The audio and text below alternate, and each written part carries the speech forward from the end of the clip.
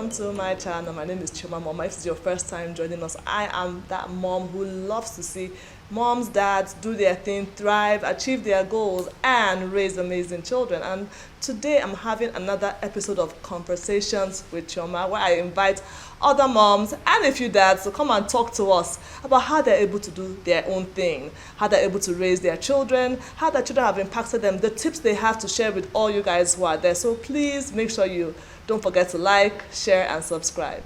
Today we have an amazing guest. Her name is Chika. Chika is the brain behind Mommy Moves and Magic. She is an on-air personality, and she is a social media influencer who does all sorts of amazing things. You need to just follow her for a few minutes to see what she's all about. And today she's going to be my guest. Welcome, Chika. Thank you, Chiomah. I'm smiling so hard, like I'm trying so hard to control it, but you're gassing me up and I like it. I love it. I love it. Chika brings energy to the rooms. I always love to be where Chika is. I love you too, my big sister for life. Honestly, thank you for having me. This is so exciting. Let's have a hug. So yes, I love Chika. She is my sister. I love her. I'm her big sister and I'm proud. If you follow her deeds, you see what Chika does. And she's able to do all that and still juggle being an amazing woman, beautiful mom, beautiful wife to her handsome husband. You know, so I want us to talk about how she does what she does. I want to even know more about her. I'm sure you guys want to know too. So Chika, tell us who you are and what you do. Okay, my name is Chika Chukwu, like you already said. I am the third child of 9 children. Woo! Yes. Give it up for mom.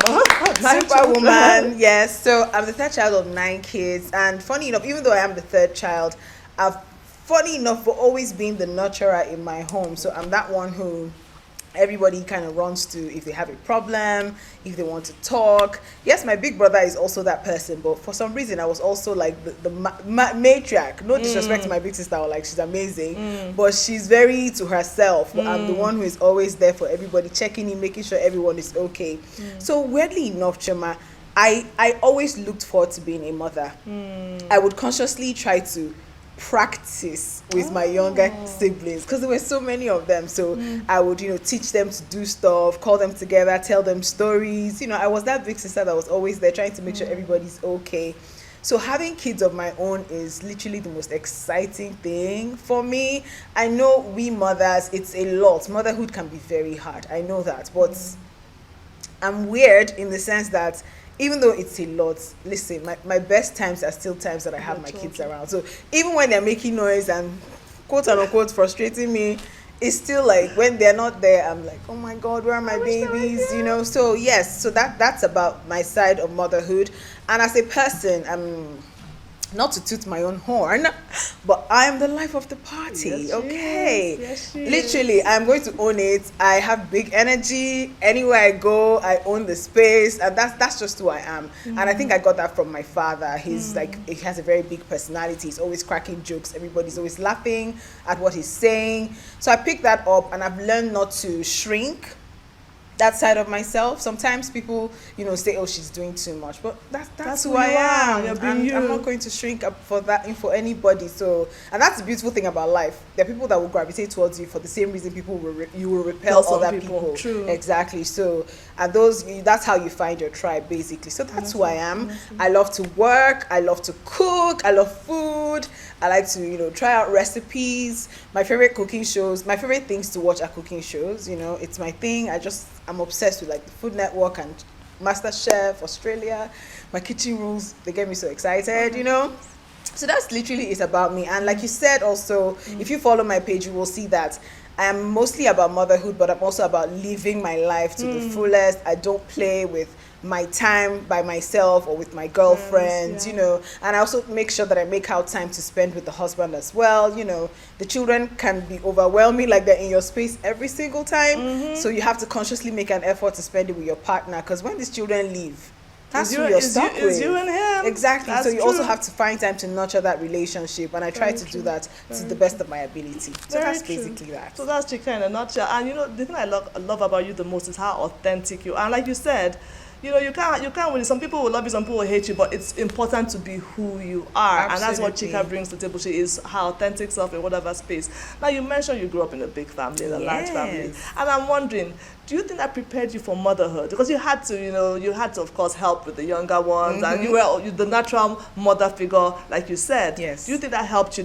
Did that make motherhood easier, kinda? I think so. Okay. I think so, and for so many reasons. Of course, having so many younger siblings, it made it easier for my mommy because we took over a lot of the responsibility of taking care Of them, feeding, yes. like you're cooking, making sure they're eating, and just generally being there for them, even to like have conversations about what's going on. So I like I told you, I was intentional also about that. I was constantly making sure that I'm bringing them close, asking them questions, just making sure that they know somebody's there for them, So that definitely helped.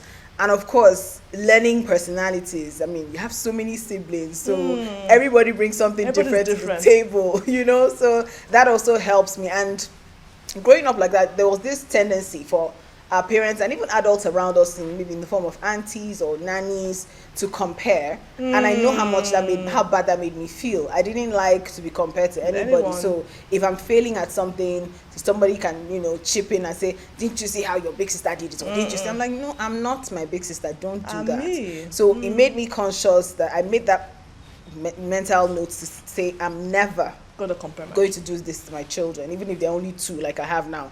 I'm not going to say, oh, because don't you see your sister is like, no, I don't do that, because I know how it made me I like feel. how she said only 2 is like the normal number now. My sister, because coming from 9. My mother-in-law doesn't think so. She's like, I'm praying twins into your belly. I will pray triplets even into your stomach. I'm like, God, please.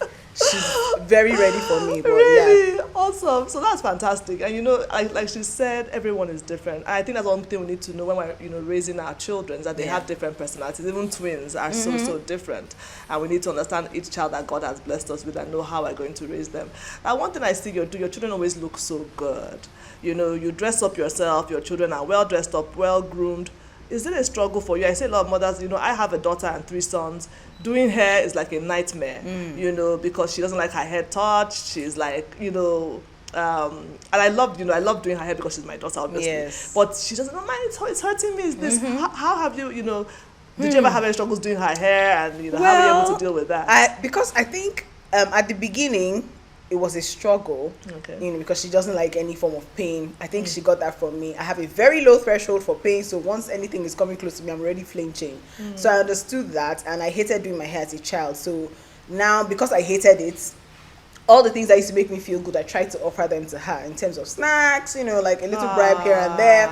But apart from that, there's also, because I enjoy doing her hair so much, and we have conversations about why is her hair so hard, and I use that opportunity to teach her why your curls are beautiful. So we're having those conversations, and funny enough, over time it has started to now make an impact, because now she's like, oh, I can't wait to wash my hair. Awesome. Oh, I can't, that kind of thing. So she now looks forward to those moments. Yes. That's amazing. That's really good. So yes, and about them looking good, Chiomah, me, I don't know, like I have to look good though. Even my kids, funny enough, they're like, Mommy, do we always have to look so perfect? Do we have to look perfect all the time? I'm like, come on, will you brush your hair? So because it's I have a comb in my bag. I was like, no, you didn't do you comb it understand? enough. Mommy, why are you packing the brush? I said, just in case you sit funny and your hair shifts, I have to adjust it. So I think that comes naturally to me, so I don't find it difficult.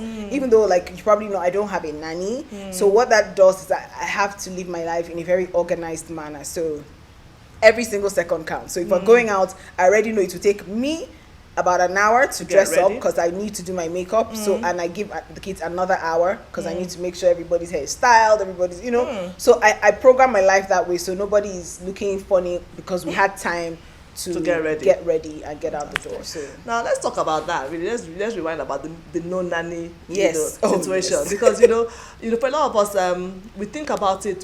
Having a support system is important. I know you do have your support system. You have your beautiful sisters. I see them around you all the time. But a lot of people have they're very paranoid about help. So a lot of people are actually saying, I decided, okay, you know what? I don't want to have anyone. I want to do it on my own with my husband or whoever. How have you been able to make that situation work for you? I'll be very honest in saying that it has its ups and then it has its many downs, because there are days where I'm overwhelmed. Like I would literally need somebody to just take something off my plate, and I don't have that. So like you said, my sisters, even though they're around me, they also have their own lives. Very true. So they're not constantly there. Sometimes they have to be somewhere working or some travel, you know. And in those moments between me and my husband, whatever we cannot do, we leave it. We leave it. Like the world does not end, you know. So we had to learn that over time and stop looking for perfection in our lives, you know, because it's that quest for perfection, for everything to be orderly. That's where you start to stress, you know. And when things are not the way they're supposed to be, you don't have help, so you cannot literally, you can't kill yourself. You get.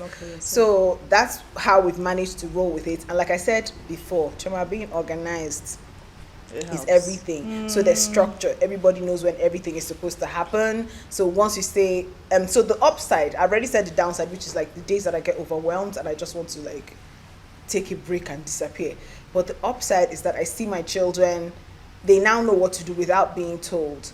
I grew up with 3 nannies, you know, when I was growing up, because we were a lot. So there was no way anybody would expect my mother to handle 9 kids, you know, even though we weren't all little at the same time, obviously. But, you know, we always had like a nanny. So when I was little, I remember living with 3 nannies. And what that did, my mother now, I saw her making a conscious effort to teach us to do chores because we didn't need to. You know, that kind of thing. Because somebody was doing everything at every point. There was always food. There was always, my laundry is done, but she had to make a conscious effort. Even though there's somebody in this house, still learn to tidy up your room, still learn to clean your bed. Which you would have found annoying as a child. Exactly. Very annoying. I'm like, why do I have to do that though? Like, it was frustrating. But now I don't have to say too much because my kids look around. There's nobody there. So if I'm not doing it, you're the one, literally. So they see you doing it, so they already know, oh, mommy, can I do the dishes? I see you washing, can I try, you know? So they're offering to try. I'm the one that even sometimes says, I beg, don't come and break my tumbler or shift, you know. But I try to let them do their like plastic cups and things like that. So because they see me do those things, it comes naturally to them to just want to keep their spaces clean. And I didn't even realize until I got that kind of feedback from like their teachers. So you're sending the PTCs at school, and they say, oh, Kelo is the one who always tidies up after everybody. I'm like, wonderful. You know, because I don't think I deliberately teach them to do that, but because they see me doing it, they immediately take after me. You know, that kind of thing. So that's the upside to it, where they don't see chores as though the end of the world, but it's a part of your life. Like, you have to take care of yourself, your space, cook your meals, those kinds of things. Yeah. Very true. And you know, I can relate because recently I had 2 people helping in the house. And I said, you know, I felt, oh, there's a lot of cleaning to do. I'm so busy. But I saw it was having negative effects on my children because I would say, oh, make sure you're getting them to do this, and they were not really doing what they're supposed to do. Because said, okay, when somebody's there, and it's hard. It's hard. And you know, someone was sharing the same thing recently, you know, just on social media about how she always had people helping. And one day she didn't have any help. Her children were, I think, 13, 14, 15. And she said they could not do anything. And she told one to hold a mop. He did not know how a mop was held. And she was like, wow, you don't know how to hold a mop? But he never had to hold a mop. You know, and she was just saying, like, you know, she did an update. She was like, oh, it's so much better because now they're on their own and they're learning so much, you know, learning so much. So that is definitely an upside. So yeah, thanks for sharing that with us, because like I tell people sometimes, even though I do have help, I do make sure that they go home on holidays, because that's when you can actually at times assess your children and know what they can do and what they cannot do. Because you might have said, oh, my house is set up, they're doing stuff, they might not be doing it, because Auntie Pesha is saying, Pico, don't allow me to do this work. Let me finish it. Don't do it because you're slowing me down. I know. You know, and she won't allow you to do what you're supposed to do. So that's that's by the way. And the other thing I wanted to also say is that I see how intentional you are about the time you share with your spouse. You know, date nights and all that, going out, you know, and looking good for him. And, you know, I think for a lot of mothers, and I've heard a lot of men complain about this. Children come and the husband is the forgotten man at the back. You know, even in the, you know, in looking after the children, the process, the mom wants to do, oh, I'm the one feeding him, I'm the one doing everything. We don't worry, let me change him. You don't see his neck, hold him well. You don't even allow them to even do anything. And the men just feel, at times they feel like an out. You know, someone was saying the other day when they're, you know, saying that men need paternity leave. He was saying, we don't want the leave, we want the money, because we can't even stay in the house. Because all the aunties are there.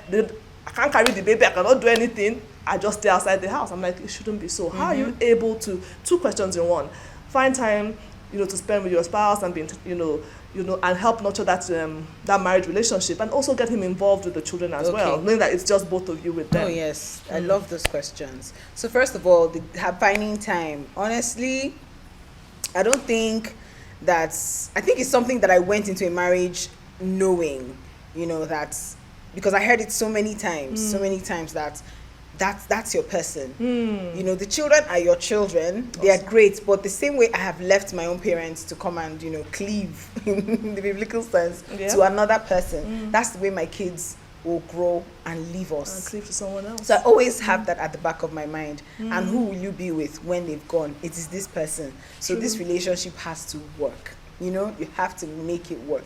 And there was something that I did, maybe unrelated to what you've asked me, but I think it did go a long way. I just feel the need to say it.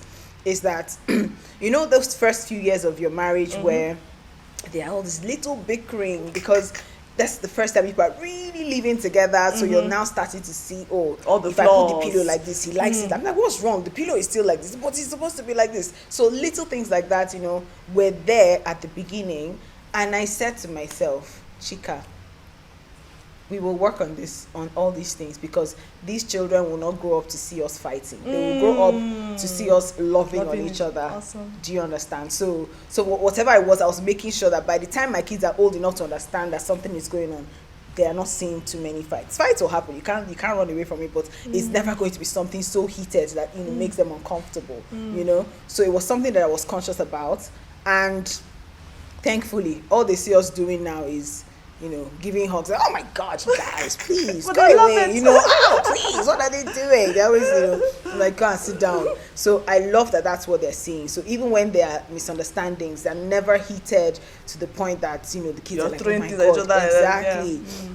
So that we did that, and I always make sure that as much as I invest my time in my friendships and in my children, that's my person. Like I always have that at the back of my mind. I want to make sure that we're good all the time. Awesome. So I try to find time, and sometimes we don't even go anywhere. We just sit in the house when the kids go to bed. Or popcorn, let's sit in the living room. Yes, that's our thing. That's how we bond. Like, we're always watching something together. So I love that we're able to do that.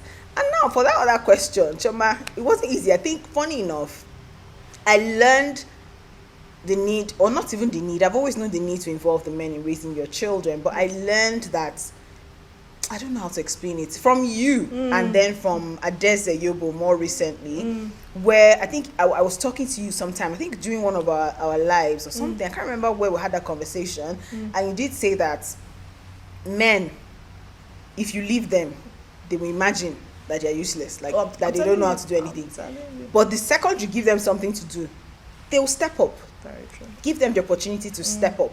So I had to learn that they are capable, but they like to either deny or pretend, or maybe they don't even genuinely know that they are capable of doing things like that. So I had to start to learn to, because I'm also the person, it's not born out of the fact that he doesn't want to.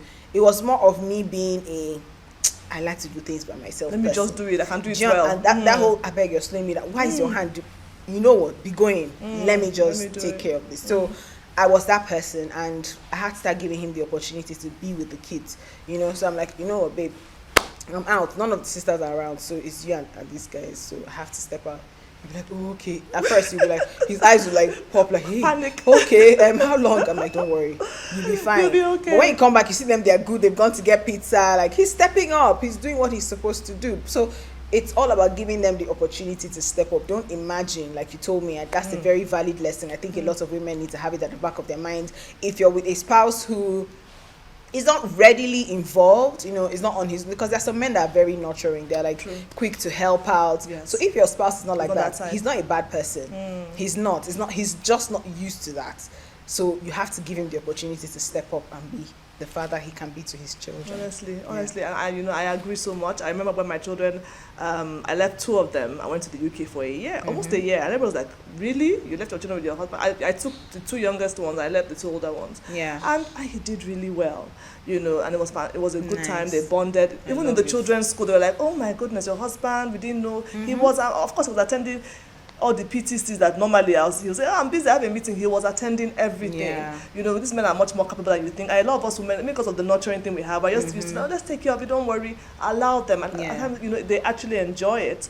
And I remember, you know, even small things like how they carry the baby is their child, don't worry. They'll be fine. They'll be okay. They'll be fine. They'll never deliberately drop the baby. Yes, you know? they'll be okay. Everybody has their own style. Yeah, everybody has their own style. So trust them. You know, I remember this family friend who his wife, you know, had gone for her master's with a baby, and in fact, and she wasn't coping. He brought the baby back, and it was amazing. He would go, you know.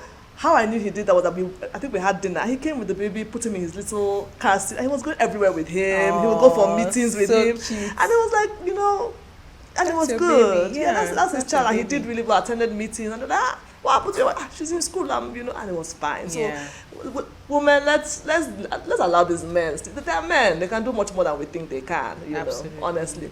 And then going back to how you invest time in relationships, your hobby, your friends as well. You're big on all those things. You know, you've organized Valentine this year and all sorts of fun events where you hang out with your girlfriends and do fun things. Because the truth is that a lot of times, as mothers, especially, we forget ourselves. Men do better because you see they still go out and hang out with the boys. But we women, the whole everything is like, okay, it's only about powder and flour in the kitchen and diapers and everything, especially when the children are really young.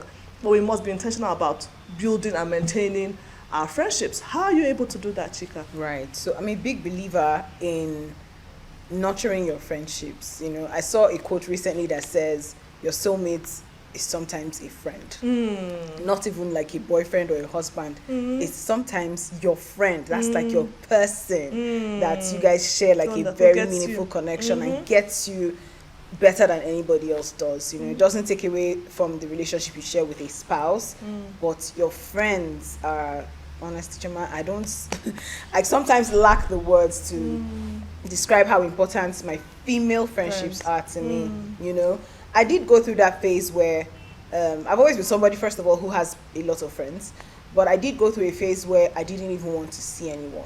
You know, that was after I had my first daughter.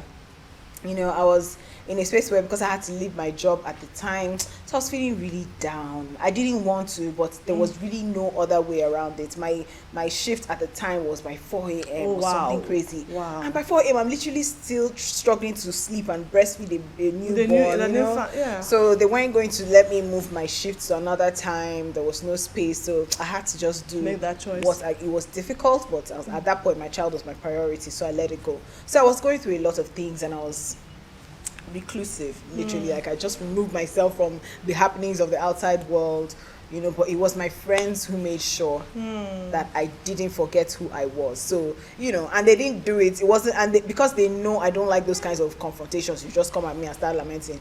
They always found a way. You know, they'll start with like checking in. How are you? How are the babies? Oh my God! There was a cat I saw her talking back in. Wow, she just presented something. I was just imagining if it was you. If it was you, you'd have killed it. But I know you still come back, Sha. They will just be chipping in little things like that, you know. And you know, if sometimes they will invite me out, I'm like, I beg, I don't have anything to wear. My body's now so big. I don't want to wear kaftan. You know. Who said you cannot go out because you're bad? I don't understand. You know, so they were always there. Men, no matter how much my husband loves me and all of that, he never quite understood why I didn't want to go out anymore. You know, it won't happen. Doesn't go out. It doesn't get it. Because you know, men, they can be like, okay, then you added small. Then what happened? So like, come and go if you want to go.